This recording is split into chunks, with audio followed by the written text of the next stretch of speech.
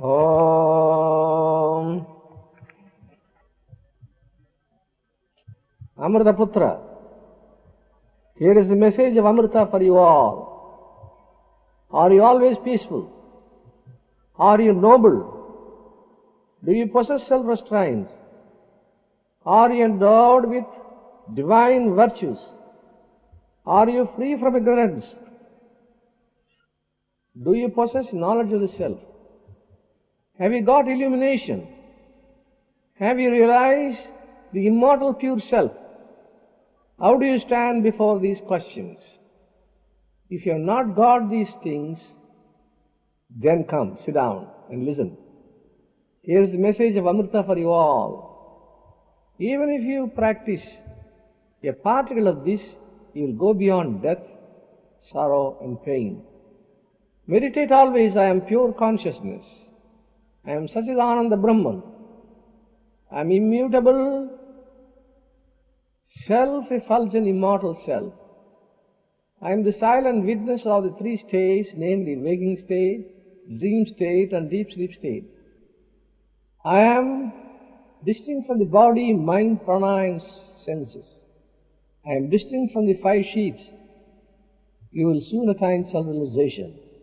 You will attain knowledge of the self, Brahmajnana. It is knowledge. It is bondage when you are attached to your wife, son, property or body. When you take the body as the pure self. It is liberation when you are not attached to any object of this world, when you identify yourself with the pure immortal Atma. Wherever there is calm, desire, there is no Rama. Wherever there is Rama, there is no Kama. Wherever there is desire, there is the world. Therefore, go beyond desire by cultivating discrimination, Vivek, and dispassion, Vairagya, and meditating on Brahman or the Supreme Self and be happy. Live without the feeling of I-ness and mine-ness and attachment. Restrain the senses, observe the rules of right conduct, get purity of heart, hear the truth, abide in the self, be happy. As soon as you realize that you are not this body, you become free from sorrow and death. You are free from the bondage of karma, from the fetters of desires, from the mirage of this mundane life and its concomitant evils and miseries. Soul or the Supreme Self or Atma or Brahman is an abiding, constantly existing and imperishable entity, which is the basis of the world, which is indivisible, self-limitless, unchanging and all-pervading. It is the silent witness of Sakshi of the three states, namely waking, dreaming and deep sleep. The knower of this soul or Atma attains immortality and enters the abode of bliss and nectar. Brahman is real and eternal. His body is unreal and perishable. From the knowledge of self, Atma, and non-self, Anatma, springs the stream of immortality or the ancient wisdom of the seers of the Upanishads. Atma is the immortal substance or essence in man. Atma is the origin of thoughts, desires and reason. Atma is spiritual because it is beyond matter and mind. It must be immortal because it is spiritual. It is beyond time, space and causation. It is beginningless, endless, causeless and infinite. If you realize the immortal soul which is here in your heart, and all these names and forms, if the knots of avidya, ignorance, kama, desire and karma, action are rent asunder, if the chain of ignorance, namely ignorance, non-discrimination, egoism, likes and dislikes, karma, body, is broken, you will be freed from the rounds of births and deaths and enter into the city of deathlessness. The ignorant man only runs after sensual objects and falls into the mortal coil spread around him. He lives in the midst of darkness. He falls again and again under the sway of the Lord of Death, Yama. The way to moksha is not apparent to him. He is deluded by the sensual pleasures of this world.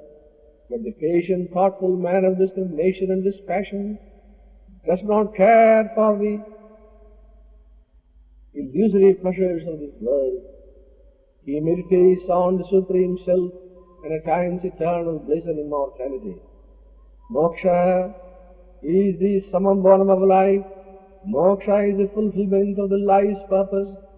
Life ends in the earth plane when you attain moksha or liberation from birth and death. The realization of your real object in life is freedom and moksha. Moksha bestows on you eternal life of undecaying bliss and perennial joy. Moksha is not annihilation. Moksha is the annihilation of the little self-arrogating ego only. Moksha is the realization of the identity of the individual soul in the Supreme Soul. Annihilating this little self, you possess the whole of true universality to attain life eternal, a fuller life. If you have purity of mind and concentration, you can make the mind assume any bhav you like. If you think of mercy, your whole being will be saturated with mercy. If you think of peace, the whole being will be filled with peace. The spiritual path is doubtless beset with various difficulties. It is a rather path. You walk in this path is like walking on the edge of a sharp razor. You will fall down several times, but you will have to rise up quickly and walk it dive with more zeal, boldness and cheerfulness. Every stumbling block will become a stepping stone to success or ascending the hill of spiritual knowledge. Every fall will give you additional strength to rise up to a great height in the ladder of yoga. Do not lose sight of the goal. Do not miss the ideal. Do not be discouraged. You will soon get spiritual strength from within. The indweller will guide you and push you up. All saints and sages, all prophets and seers had to pass through tremendous struggle and severe ordeals before they reach the goal. March boldly, O fair youth, and reach the goal. It is not true that only one attains moksha or liberation and none else can. History bears evidence of many a Shankara having come into the world.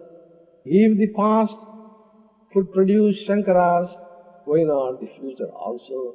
What one has achieved can be achieved by others also. This is the immutable law of nature.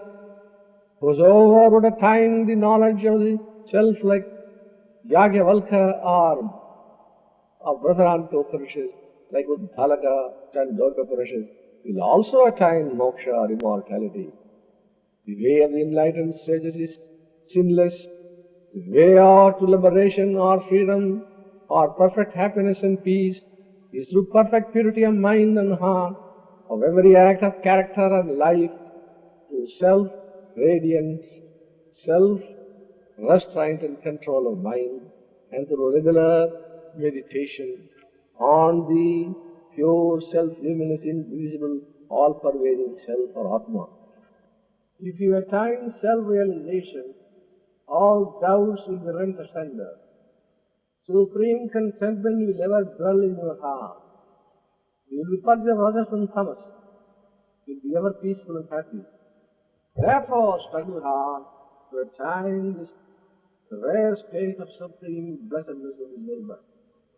The flame of a lamp destroys immense darkness. Even so, knowledge of self destroys ignorance or avidya, the root cause of human sufferings and tribulations. Therefore, attain the knowledge of the self, get illumination and go about happy. What is that by knowing which everything else will be known? What is that by attaining which there will be no hankering for any other thing? What is that by realizing which one becomes immortal, fearless, desireless and rest in everlasting peace and happiness? It is Brahman Atma, the ultimate truth, which is the summum bonum of life. It is the Bhuma, or infinite intelligence, or the unconditioned. You can get real happiness only by attaining the Bhuma, or the highest self. May we all live in the spirit of this message of Amrita. May you all be equipped with four means of salvation through the grace of the Lord. May you all attain self-realization in very but Om